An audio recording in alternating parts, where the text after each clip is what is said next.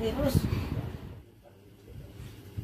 Suka sebel gak sih teman-teman ngelihat orang yang bersin dan batuk sembarangan kayak tadi itu?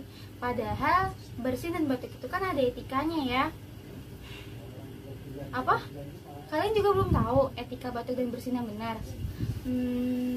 Oke, aku akan kasih tahu bagaimana etika batuk dan bersin yang benar. 1. Jangan bersin dan batuk sembarangan ya. Tapi gunakanlah tisu ketika kamu batuk dan bersin. Bagaimana kalau tidak ada tisu?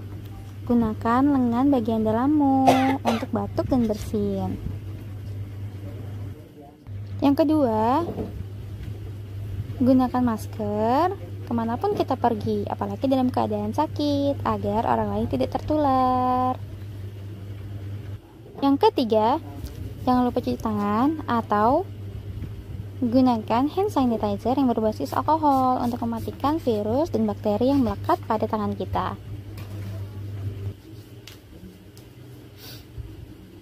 Nah, sekarang udah tahu kan etika batuk dan bersin yang benar seperti apa?